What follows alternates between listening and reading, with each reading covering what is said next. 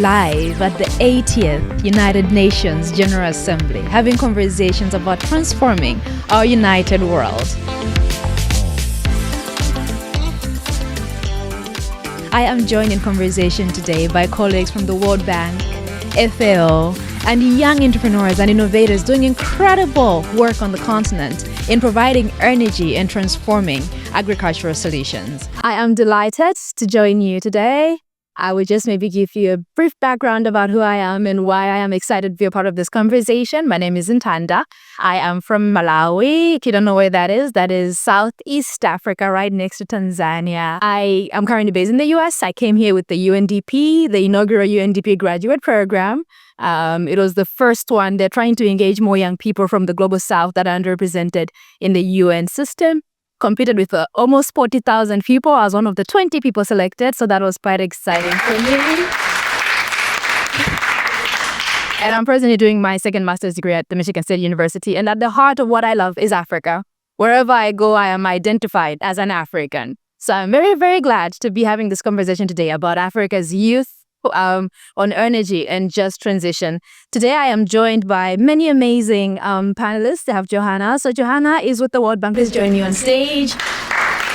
Johanna Clan from World Bank Mission 300. We have Habiba Ali, founder, I believe, of SOSAI Renewable Energies. Please give a round of applause for her.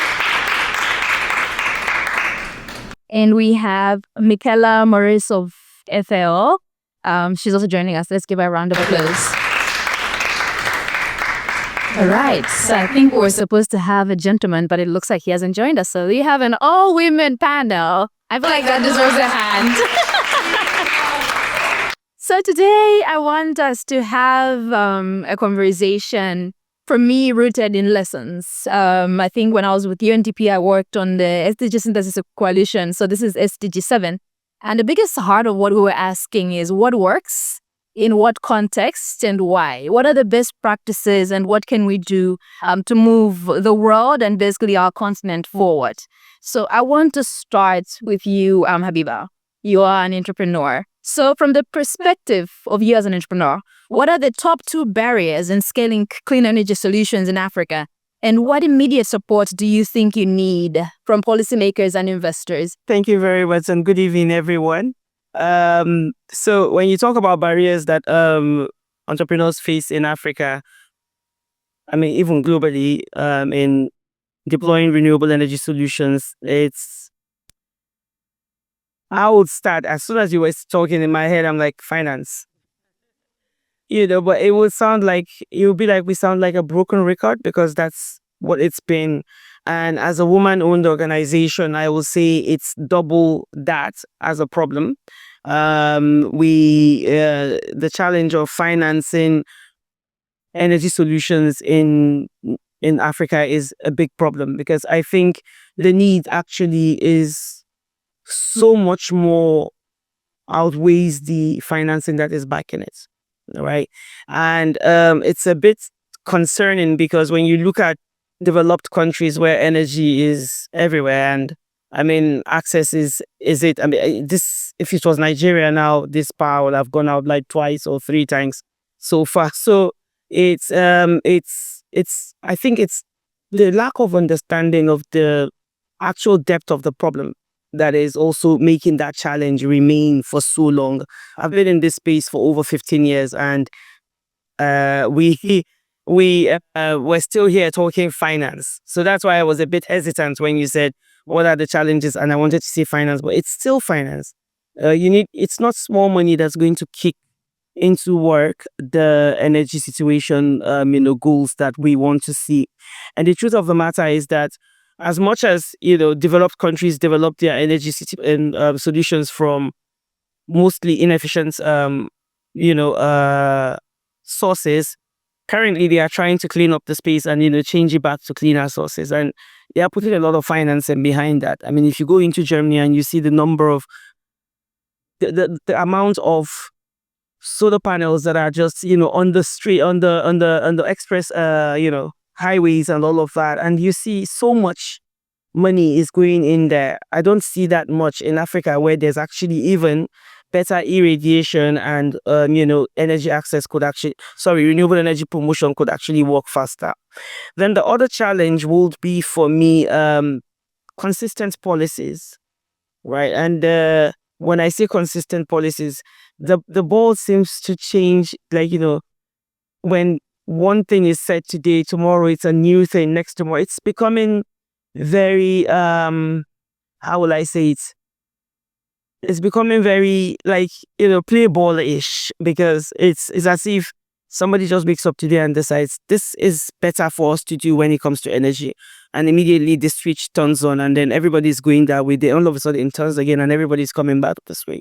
So it's becoming very confusing, and that lack of policy is also could be the reason why lack of consistent policies could be the reason why financing is not following it.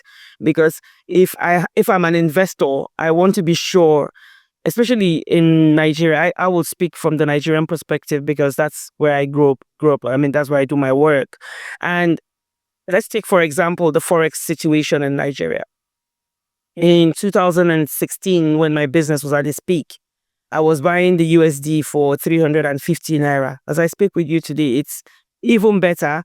When the new government came in, it was already right. It had risen to 1,800.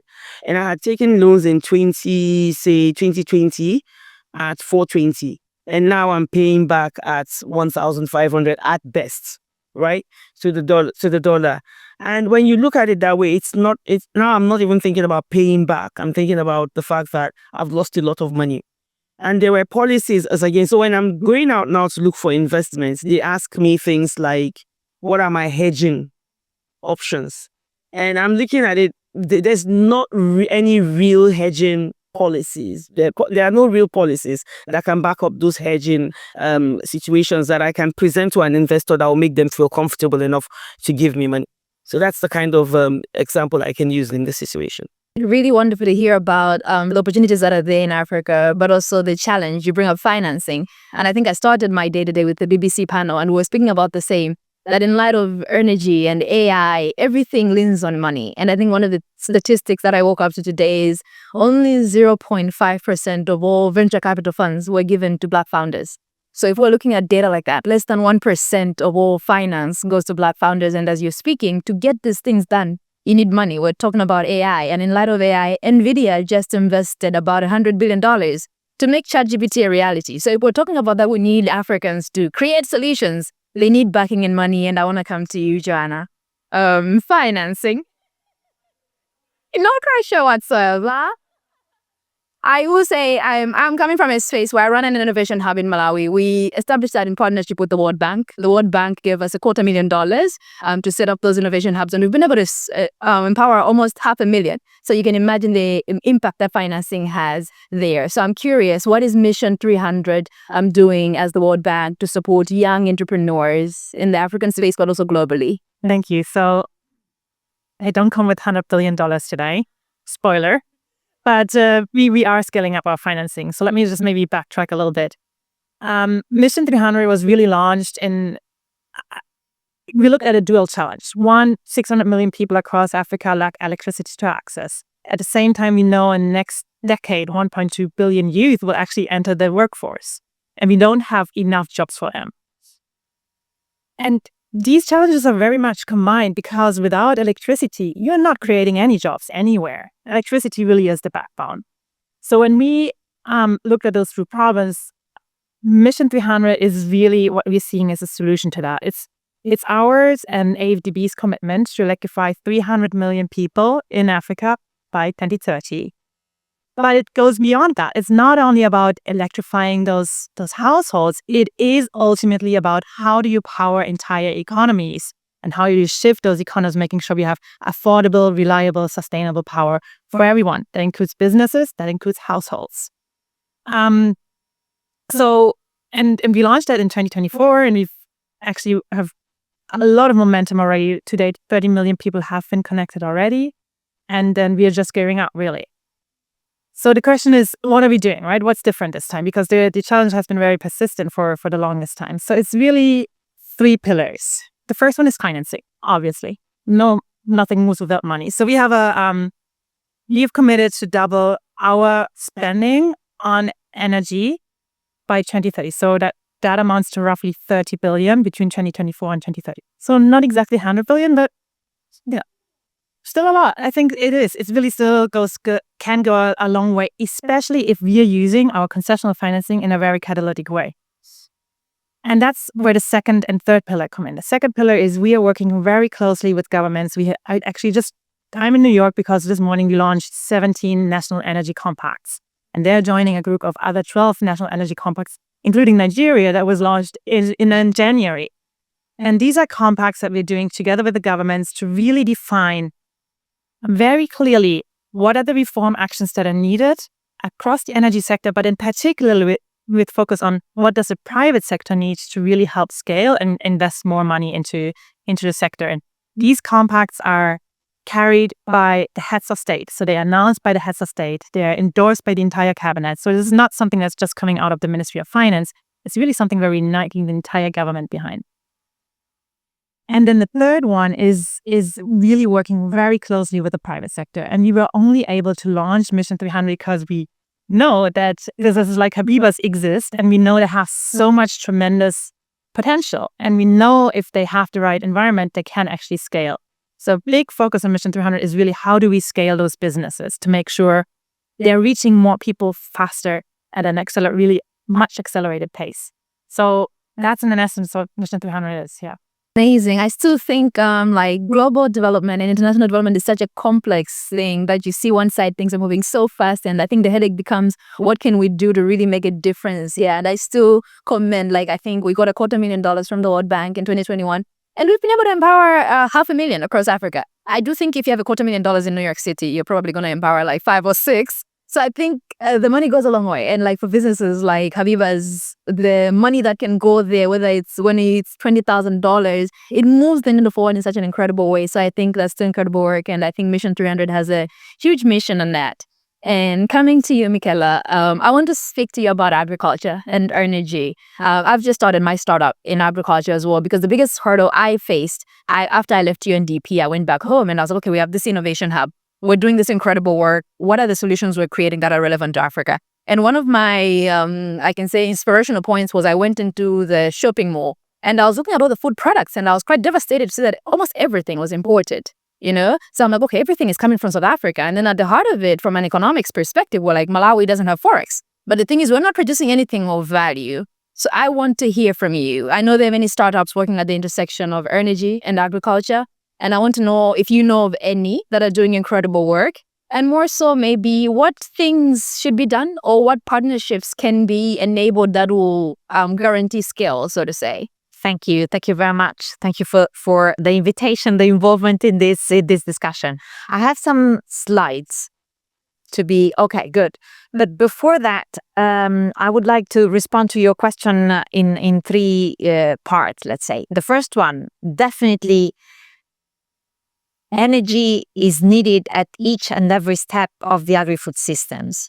And 1/3 of the total GHG emissions all over the world comes from agricultural sector.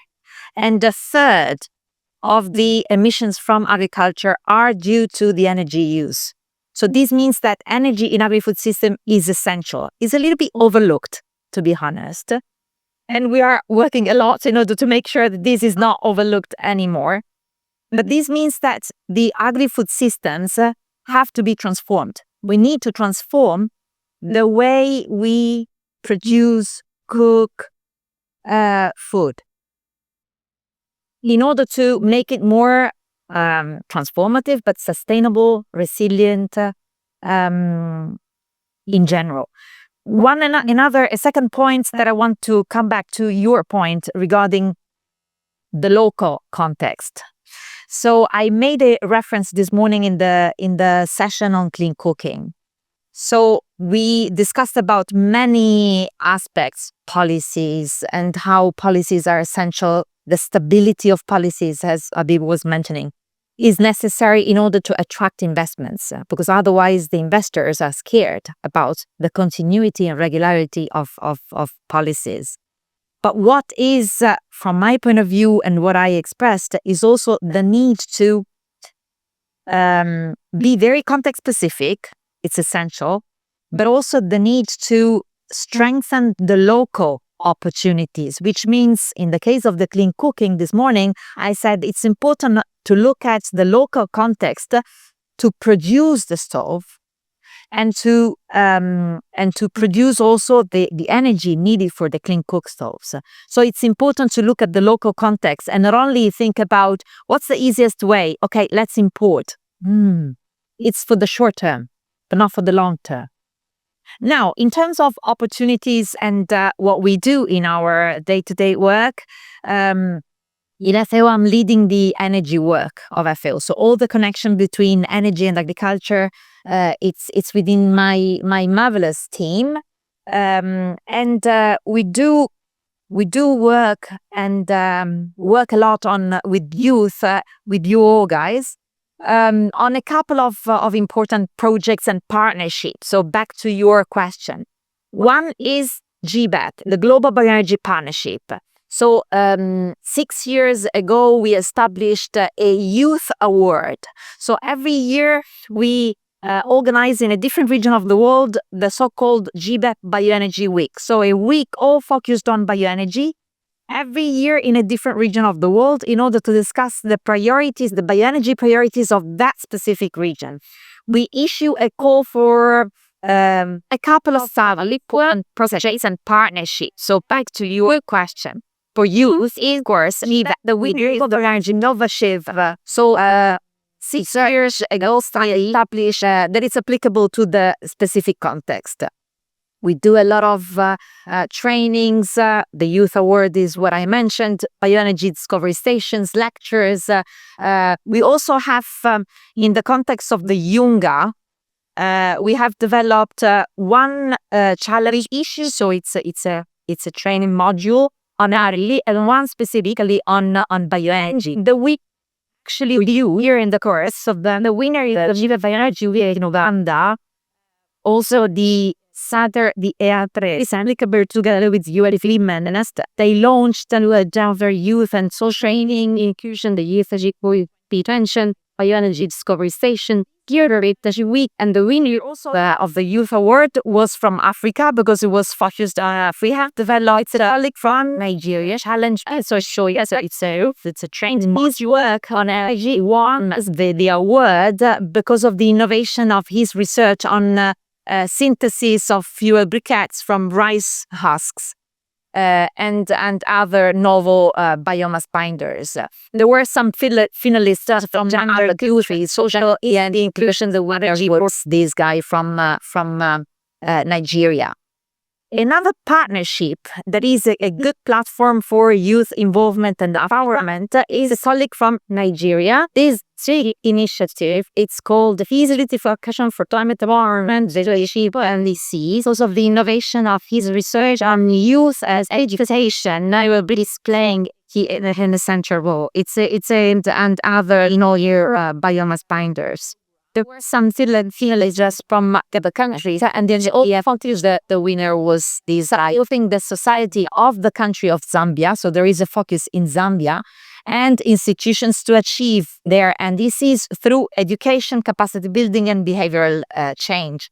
The main activities that as FAO we are developing in the context of this, involving youth and local universities, it's training materials on several energy topics, scholarships, and last but certainly not least, energy laboratories in the 2 universities of Zambia, of the country. Thank you so much.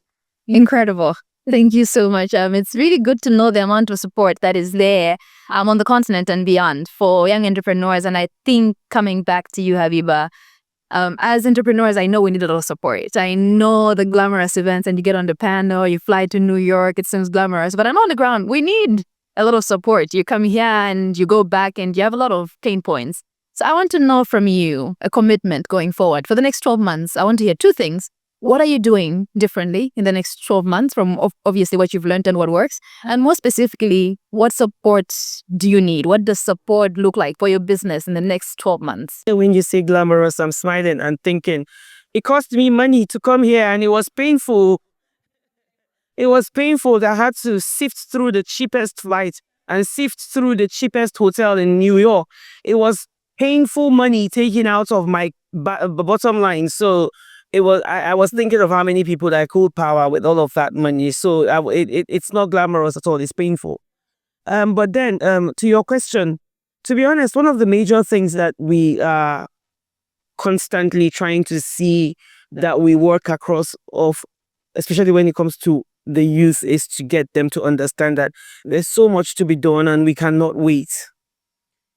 I've been running SOSAI for 15 years. I've known Johanna for, I don't know how many years now, probably 15, even before she joined the World Bank. And, we've all been in the industry for 15 years minimum. And to be honest, it's not about the fact that there was some easy money to get that made us join. It is the problems that we saw that we wanted to find solutions for. And it's been painful work. It's been blood and sweat. And I mean it literally, So I don't know if it's literally or whatever the word is in English, but I mean it like in all of the sense of the word of it is painful work, right? The youth these days, I think what they see when they look at people who are far gone in the energy industry is the glamour and the assumption that there's ease there. And then they do not want to come into work, or they come in with that in mind and then quickly jet out because it's not easy. It is very difficult. And by the time they attend a few of the events, probably with some funding from here and there, the next thing you look for them and they are no longer there. So how do you then continue as an entrepreneur where I need people who will help me, to grow from that stage of lack to a stage of it is now okay? When you were speaking about FAO and agriculture and energy, I was just smiling because I was thinking of the work that I do. I'm working at the nexus of agriculture, energy, and women. What do? We try to provide solutions into communities, either using mini grids or mesh grids. We make sure that the first step of we call it climate smart village, is what we want to see when we leave the villages that we're in. How do you use energy for agriculture? You need energy for milling, irrigation, drying. For we talk about food loss and food waste and processing. You need energy for all of this, and the easiest energy to use, to be honest, is renewable energies because it's distributed. And instead of you to wait for that power to come there, then you can use this. I was just telling Sheila earlier, because one of the conversations we had some years back is her concern was, if you're talking energy in agriculture, you need to also remember that there's also the tilling of the soil. And how can you put energy? And that's why when you said from the beginning, from the first step of the value chain, and I was thinking immediately that by then I didn't have this answer, but now I'm thinking, why do we not have solutions that have battery packs and then we can charge them? So the EV model, but this time around for electrical, to power all the tilling of the soil and all of that. So that could also be it. But for me at SOSAI, what do we do now? We do the CSV model. We power communities, starting from taking into consideration what productive use of energy solution do they need. With the support from an European Commission 2 years back, we developed a tool called the market map. The market map helps to find which community, what are the productive use of energy solutions or processing solutions that are required. We also find women who are willing to do this as a business, and then we build a business plan alongside ensuring that we put into the community what that solution will be, with the hope that we can sell that as a business to a funder to fund that women. That it could be, for us, what we've done so far is we've made them into groups and implemented hubs, where we have a hub that has a dryer, a milling machine, a shredder, a sheller, an irrigation pump and a cooling solution. But beyond this pilot of making the hub happen, I see a day where women will want to own the solution by themselves and mill by themselves and package by themselves. And then I was telling some people earlier that what the next step is then is the market access. How do they dispose of these solutions? So I'm sorry, the produce that they have. But we can cut down on a lot of food loss food. Currently, tomato, we lose like 50% of it after harvest. And during the season, it's always at the cheapest of whatever you can think. So we can cut all of these, and work with it. So that's what we do. Currently, we had a feasibility study done for us with support from USTDA for 100 communities in Nigeria. So those 100 communities now are ripe to have these solutions implemented in them. These are viable communities. What I need currently is 19.5 million to start implementing the solutions. I am talking to IFC and Demfra Credit. They all want to give me debt to do the work. Luckily, there is subsidy from the World Bank. Thank you very much. That they give to, there's a program called the Distributed Access to Renewable Energy Scale Up. It's an offshoot of a program that was done some years back by the World Bank. And it gives you an average of $450 per connection to any community. So we, as the West Coast now, renewable energy supply companies, are now challenged to install these solutions in these communities. But it's result-based, so I have to do the work. IFC wants to give me debt, but then they won't give me equity. So I'm stuck. Now, of all of these glamour that you're seeing of I'm raising money from IFC, IFC made a big announcement during the Mission 300 launch in January about how they were funding 5 Nigerian businesses. And my name was there. And people are looking at me and saying, bring some of that money from IFC. And I don't even have it yet. Because IFC will not disburse that money if I do not raise a minimum of $4 million in equity. So I'm back to the drawing table again and stuck. And eking out the blood from my body and say, okay, you know what? Even though it is very hard, let me take this $3,000 and come to New York. Maybe I will speak to the right people to give me the financing. That's where we're going. Incredible. It's not as glamorous as it looks. I understand. Entrepreneurship is the hard labor, and I think I speak to. Don't be happy, you're a woman. I know, of course, a Black woman. I'll have to gift you a copy of my book. I know the hurdles. Yeah, so I think, especially for the young entrepreneurs in the room, there's an opportunity to transform Africa. But as you put it, it's hard, and you have to do the labor. And I love the way you share about that. You have to make the sacrifices. You're weighing the pros and cons of you taking this New York trip, taking the risk. Literally to say, maybe I'll meet somebody, and there's no guarantee in the end of that. So I do want to come back to you, Michaela, and Johanna. Maybe I start with you, Johanna. And again, I know so much pressure. But I would love to know, what is Mission 300 doing in the next 12 months? What should people anticipate? And ideally, maybe for young entrepreneurs in the room and watching us online, how can they work with your mission to help transform Africa in the energy and maybe also agriculture space? So, first of all, you should talk to IFC again, because we are about to close on this period. Exactly. We are about to close on an equity fund that is meant to also support dairy companies, because we know equity is so scarce in this space and it's so hard to come by. So there's an immediate thing we're doing the next 12 months, hopefully way sooner than that, to make that equity available to the companies, because we know you can't get... just living on that is just not sustainable, and we've seen it on so many companies that are just way too over leveraged. But I want to zoom out a little bit. So I think what I'm really excited about right now at the World Bank is this North Star of jobs, and maybe some of you have followed that, but really in the recent month, the whole narrative, all the way from the president, has shifted to job creation, job creation, job creation. That's the mantra. And it looks like maybe a small thing from the outside, but from the inside, what that means, we are now all held accountable, not only for the number of connections we're providing, or the gigawatt of electricity, or the hectares watered on the agricultural side, or so and so many students graduating. No, it's really about jobs, and that means we all need each other. So our health department, our education department, our agri department, we all now it's starting to turn to each other and say, hey, how can we work together in a really effective way? Because otherwise we're not getting to that goal of job creation. And that really is a shift change in how we are thinking about our projects, how we're designing our projects, and how we're working together with colleagues. And I think that's something I'm really excited about. And I think it will open up so many more opportunities for youth, through our project implementation. Oh, and wonderful to see the support that is there and available. And I hope the entrepreneurs here in the room and also online are taking advantage of the opportunities that are there so you can create systems that are sustainable for Africa. And I want to wrap up with you, Michaela. I would love to know what are you guys doing in the next 12 months, and ideally maybe also how can the young entrepreneurs and innovators work with your organization? Thank you very much. Let's say that first of all, there is a need that we are focusing on, which is raising awareness.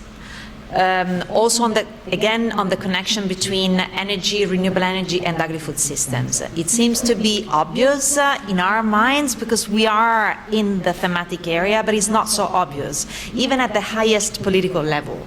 And in light of this, we are working hard in order to organize a ministerial roundtable in the context of the IRENA General Assembly. So it would be FAO and IRENA together to have around the same table ministers of agriculture and ministers of energy, because they normally work in silos.